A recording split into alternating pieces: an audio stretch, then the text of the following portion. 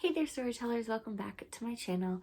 Today's video is going to be a very quick 5x5 of Dracula by Bram Stoker. I just finished this novel today, so all these thoughts are very fresh in my head. Let's get right on into it.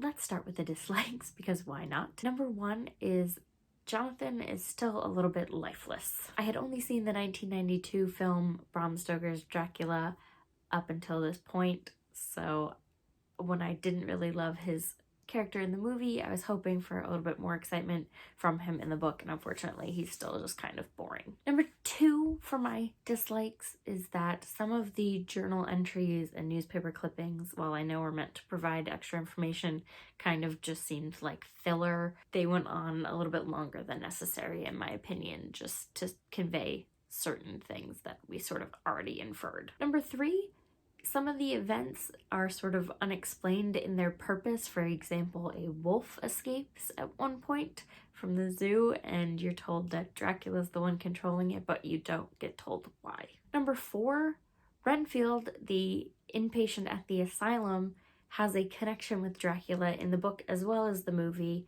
but the movie they sort of rectified the mistake, so to speak, that's in the book, which is that you don't get to know why Renfield has this connection to Dracula in the first place. Last but not least for my dislikes, number five, it is a big one, and that is that Dracula is kind of a side player in the story. For being the character that the story is named after, he shows up very little. He does show up in those big scenes that they use in the movie that you see, but his motivations and his thought process behind why he's doing all these things, why he's pursuing Mina out of everyone, is not really explained in the book, and that's kind of annoying because you don't really know why he's doing what he's doing, and he doesn't have a lot of screen time, so to speak. Moving on very quickly to my likes for Dracula. The first one of my likes is that Lucy is a little bit more well-rounded and 3D as a character in the novel.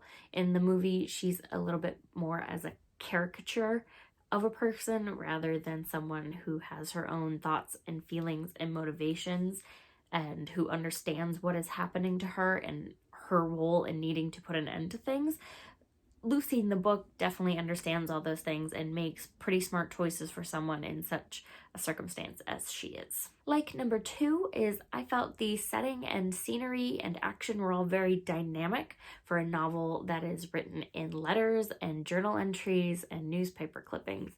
That alone in format can make a novel sort of feel like it's dragging and feel like it's lacking in action because you're hearing everything in the past tense. This is what happened rather than this is happening, but I felt like it was really well done and still managed to be exciting and dynamic. My third like for Dracula is that the bonds between the characters is actually much better developed in the novel. The novel clearly states that Jonathan and Mina have been together for a while. In fact, they are engaged to be married. Lucy and Mina have known each other for a very, very long time. Dr. Seward, Arthur, and Quincy Morris have all known each other for a very long time, which is hinted at in the film, but is much better explained in the novel.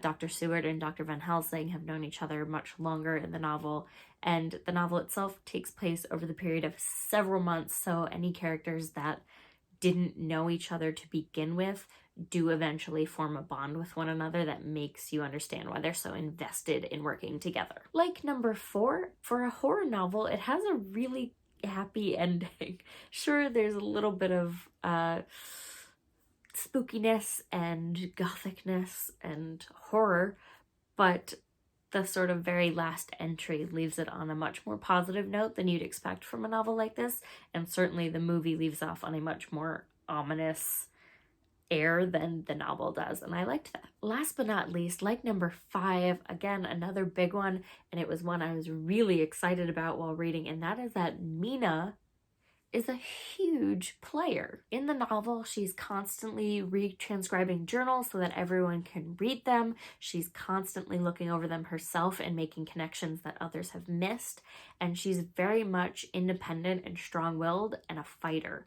So she does not go down without swinging it's not sort of that love story that the movie portrays it to be. She does not want to be under Count Dracula's thrall, and she does everything within her power to make sure that doesn't happen. I think it's a really like a testament to her character, how intelligent and strong she is, because Van Helsing and many of the other men constantly praise her for her intelligence and her cleverness and her quick thinking and her just determination to put this all to rest. And I think it's a testament to her, because in those times women were often regarded as hysterics and not very trustworthy and not very capable as individuals, and she's not that. She is written as a very strong woman and is recognized as so. So that is it for my 5x5 of Dracula by Bram Stoker. I did really enjoy this novel. It was a 5 stars. I didn't think that I wouldn't enjoy it, given the fact that I enjoy the movie very much.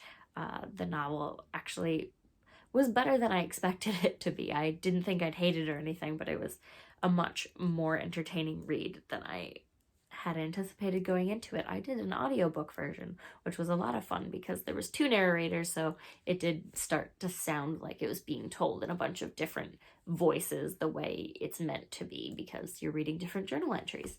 So that was a cool detail. If you're looking to read it yourself, I highly recommend it. It was a perfect read for October. But that is it for today's video. I am going to go. If you'd like to keep up with me and all of my bookish adventures, you can go ahead and click the subscribe button, and you should definitely ring the little bell so that you don't miss a beat of Vlogoween. I will see you guys tomorrow. Bye!